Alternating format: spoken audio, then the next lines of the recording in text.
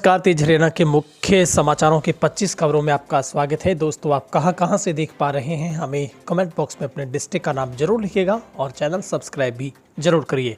पंजाब हरियाणा में आज से शुरू होगी धान की खरीद। किसानों के विरोध के मद्देनजर किसान लगातार केंद्र सरकार से मांग कर रहे थे, जिसको लेकर आज से हरियाणा और पंजाब में धान खरीद शुरू होने का फैसला लिया गया है। हरियाणा के मुख्यमंत्री खट्टर ने केंद्रीय खाद्य आपूर्ति मंत्री अश्विनी चौबे से मुलाकात के बाद इसकी जानकारी दी है। फैसले के बाद किसानों ने भी अपना विरोध प्रदर्शन वापस ले लिया। हरियाणा के कैथल में शादी के नाम पर धोखाधड़ी करने का मामला सामने आया है। 6 महीने बाद करनाल में गिरोह के 4 सदस्य पुलिस के हाथ लगे। 2.5 लाख रुपए देकर शादी की थी, लेकिन दुल्हन 20 दिन ही रुकी। भाई की शादी में जाने का बहाना बनाकर घर से गई तो वापस नहीं लौटी। वह अपने साथ शादी के गहने कपड़े भी ले गई। टांड थाना में शिकायत देकर पीड़ित ने केस दर्ज करवाया है। महिला को चाय में नशीला पदार्थ पिलाकर दुष्कर्म करने और अश्लील वीडियो बनाकर वायरल करने की धमकी देकर 11 लाख रुपए हड़प कर सोने चांदी के आभूषण बिकवाने का मामला प्रकाश में है। पुलिस ने पीड़ित की शिकायत पर आरोपी के खिलाफ मुकदमा दर्ज किया है। केंद्र सरकार की तरफ से हरियाणा को बड़ी सौगात मिली है, जहां पर हरियाणा राज्य औद्योगिक विकास निगम को केंद्र सरकार ने परियोजना कार्यान्वयन एजेंसी के रूप में चुना है। इतना ही नहीं, सोहना में 500 एकड़ में ईएमसी की स्थापना का रास्ता भी साफ हो गया है। इसके लिए केंद्र सरकार ने 331.4 करोड़ रुपए मंजूर भी कर दिए। इस परियोजना पर कुल 662 करोड़ रुपए खर्च होंगे। हरियाणा के उन 2 राज्य शामिल हैं जिन्हें अब तक इस ईएमसी योजना के तहत अनुदान देना स्वीकृत किया गया है। सोनीपत के NH 44 पर ट्रक की टक्कर से ऑटो सवार 8 साल की बच्ची की मौत हो गई। वहीं पर बच्ची की भुआ, फफेरा, चचेरा भाई घायल हो गए। बच्ची की भुआ के बयान पर ट्रक चालक के खिलाफ मुकदमा दर्ज किया गया है। गांव लटसोली की रहने वाली ममता ने पुलिस को बताया कि वह अपने बेटे प्रिंस, भतीजी दिल्ली के गांव घोगा की रहने वाली रणवा के साथ भतीजे प्रतीक्ष के साथ सोनीपत जा रही थी। कुंडली थाना क्षेत्र के गांव में दहिसासर में एक युवक ने शराब के नशे में कुत्ते को पैर पकड़कर कई बार सड़क पर पटक दिया, जिससे कुत्ता गंभीर रूप से घायल हो गया। उपचार के दौरान कुत्ते की मौत हो गई है। खाना खिलाने वाली महिला ने इसकी शिकायत पशु प्रेमी संगठनों से की है। देश में दिल्ली की पशु प्रेमी संस्था के डायरेक्टर ने आरोपित युवक के खिलाफ पुलिस को शिकायत भी दी है और अब इसमें सामाजिक संगठनों द्वारा मामले को लेकर आज पंचायत बुलाई गई है। गांव मसौदा में शनिवार की देर शाम एक युवक की चाकू घोंपकर हत्या कर दी गई। गांव के ही एक युवक पर हत्या का आरोप है। पुलिस ने मामले की जांच शुरू कर दी है। रविवार को बहदरगढ़ के नागरिक हॉस्पिटल में शव का पोस्टमार्टम करवाया गया।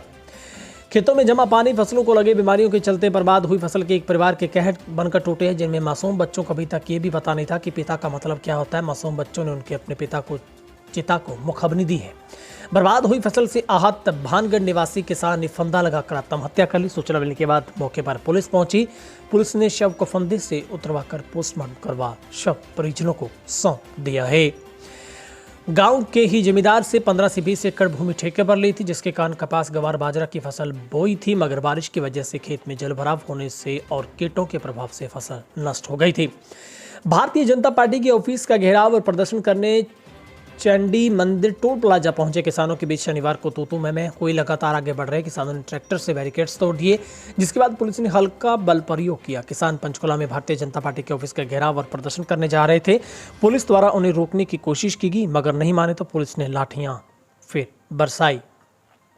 हरियाणा के गृह मंत्री अनिल विज ने किसान नेताओं को नसीहत दी है कि किसान नेता अपने आंदोलन को संयम में रखें, क्योंकि महात्मा गांधी के देश में हिंसक आंदोलन की इजाजत नहीं दी जा सकती है। विज ने ट्वीट करते हुए कहा कि किसान आंदोलन दिन प्रतिदिन हिंसक होता जा रहा है। महात्मा गांधी के देश में हिंसक आंदोलन की इजाजत नहीं दी जा सकती। किसान नेता अपने आंदोलन को संयम में रखें। अंबाला में आत्महत्या करने के मकसद से एक मुस्लिम परिवार शनिवार को छावनी की रामकिशन कॉलोनी स्थित मस्जिद पर चढ़ गया। पैसे के लेन देन को लेकर इस परिवार ने काफी देर तक हंगामा किया। पुलिस ने बड़ी मुश्किल के बाद परिवार को नीचे उतारा। उधर मस्जिद पर चढ़ने को लेकर मुस्लिम समुदाय के लोगों ने भी कड़ा एतराज जताते हुए परिवार के खिलाफ कार्रवाई की मांग की। फिलहाल पुलिस मुस्लिम परिवार के खिलाफ कार्रवाई कर रही है। गांव रिवासा में पत्नी के एक फोन पर पुलिस पति का शव चिता से उठा लाई। बाद में मृतक के पिता की शिकायत के आधार पर पुलिस ने शव का पोस्टमार्टम करवाकर परिजनों को सौंप दिया है। इस पूरे घटनाक्रम की चर्चा न केवल गांव बल्कि आसपास के क्षेत्र में हो गई है। मृतक की पत्नी भी शमशान घाट पर मौके पर ही पहुंच गई। बताया जा रहा है कि वह ससुराल में नहीं रहती थी। उसके पति की मौत को सामान्य मौत नहीं बता रही। अब किसानों को कंधे पर यूरिया की 40 से 50 किलो की बोरी उठाने की जरूरत नहीं होगी। खेतों में डालने वाले पारंपरिक बैग वाले यूरिया की जगह अब इफ्को का नैनो यूरिया लिक्विड शुरू हो गया है। ये 500 मिलीमीटर का नैनो यूरिया लिक्विड का डिब्बा 21वीं सदी का किसानों के लिए अच्छा उत्पाद माना जा रहा है। रोहतक के छोटराम चौक के पास निर्माणाधीन बहुमंजिला भवन के काम करते समय लकड़ी की चाली टूटने से 2 मजदूर जमीन पर गिरे। हादसे में उनकी मौके पर मौत हो गई। सूचना मिलने के बाद पुलिस मौके पर पहुंची, छानबीन शुरू कर दी गई है। यमुनानगर में धान की खरीद शुरू होने से विरोध में भारतीय किसान यूनियन से जुड़े किसानों ने शनिवार को प्रदेश के शिक्षा मंत्री कंवरपाल के जगाधरी स्थित निवास स्थान का घेराव किया और जमकर प्रदर्शन किया। मौके पर प्रदर्शनकारियों ने शिक्षा मंत्री के निवास स्थान के समक्ष अनिश्चितकालीन धरने की शुरुआत कर दी है। अभय चौटाला ने कहा है कि एलनाबाद उपचुनाव में इनेलो की ओर से कौन उम्मीदवार होगा, इसकी हल्के की जनता तय करेगी, जिसको लेकर एलनाबाद में एक महापंचायत होगी जिसमें तय किया जाएगा कि कौन इनेलो की टिकट पर चुनाव लड़ेगा। इनेलो महासचिव अभय चौटाला हिसार के ब्लू वर्ड टूरिस्ट कॉम्प्लेक्स में पत्रकारों से बातचीत कर रहे थे। उन्होंने कहा कि महापंचायत ओपी चौटाला को चुनाव में उतरने के लिए समर्थन देगी तो उन्हें भी चुनाव लड़वाएंगे। इसके लिए चुनाव आयोग से बात करेंगे।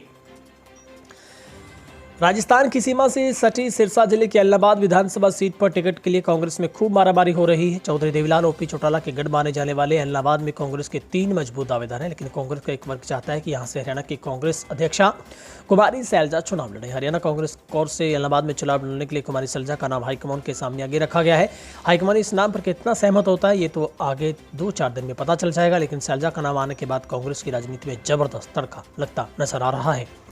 एलनाबाद उपचुनाव को लेकर प्रदेश के सभी राजनीतिक दल अपनी अपनी तैयारियों में नजर आने लगे हैं। वहीं प्रदेश के गठबंधन में मौजूदा दोनों दलों बीजेपी जेजेपी की बैठक जल्द होने के संकेत जननायक जनता पार्टी के अध्यक्ष निशांत सिंह ने दिए हैं। उन्होंने कहा है कि 6 सदस्यीय समिति का गठन किया गया, जल्द ही उम्मीदवार का ऐलान किया जाएगा। हरियाणा के जींद जिले की पुलिस ने हांसी ब्रांच नहर के निकट स्वर्ग आश्रम के पीछे बने फार्म हाउस में शुक्रवार की रात सीआईए स्टाफ ने छापेमारी की। 10 लोगों को जुआ खेलते काबू किया है। सिरसा की सांसद सुनीता दुग्गल ने एलनाबाद उपचुनाव में बीजेपी जजपा गठबंधन प्रत्याशी के जीतने का दावा किया तो उन्होंने पूरी उम्मीद जताई है कि इस क्षेत्र की जनता हर हाल में सरकार के साथ जाएगी। पीएम मोदी और सीएम खट्टर की जन कल्याणकारी नीतियों से काफी खुश हैं। दुग्गल झज्जर में गांधी जयंती के सरकार के खादी स्टोर पर लगाई गई स्वदेशी सामान की प्रदर्शनी का अवलोकन करने आई थी।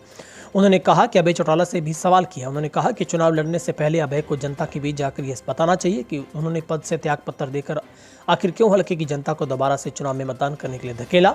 यदि वे दोबारा से जीत गए तो क्या इस बार वो त्याग पत्र नहीं देंगे। एलनाबाद उपचुनाव को लेकर सिरसा में बीजेपी चुनाव समिति के सदस्यों की बैठक हो रही थी। इसी बीच बैठक में विरोध की संख्या में किसान यहां पहुंच गए। यहां बैठक एक रिसोर्ट में चल रही थी। किसान खेत में विरोध जता रहे थे। इसको देखते हुए सीआरपीएफ और पुलिस के जवानों की तैनाती की गई थी।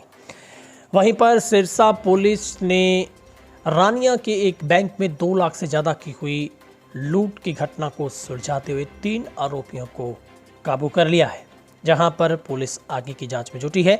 वहीं डबवाली में 10 अक्टूबर को होने वाली किसानों की महापंचायत को लेकर राष्ट्रीय किसान संगठन ने गांव-गांव जाकर किसानों को अब संपर्क स्थापित कर महापंचायत में पहुंचने का न्योता देना शुरू किया है। जानकारी देते हुए जसवीर सिंह भट्टी ने बताया कि 10 अक्टूबर को राजस्थान, पंजाब, हरियाणा के सीमावर्ती मुख्य केंद्र डबवाली में किसानों की एक विशाल महापंचायत होगी, जिसमें दावा ये जताया जा रहा है कि इसमें लाखों की भीड़ जुटेगी। एक तरफ एलनाबाद उपचुनाव से पहले किसानों की इस महापंचायत के कई मायने निकाले जा सकते हैं।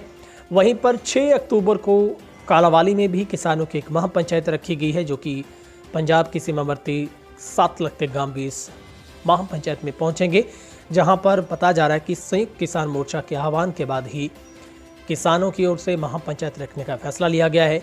और ठीक ऐसे वक्त में जब एलनाबाद का उपचुनाव है, माना यह जा रहा है कि इन महापंचायतों से आगे की दिशा और दशा किसान तय करेंगे। सवाल है कि क्या किसान सीधे तौर पर आईएनएलडी का समर्थन करेंगे, ये देखने वाली बात होगी।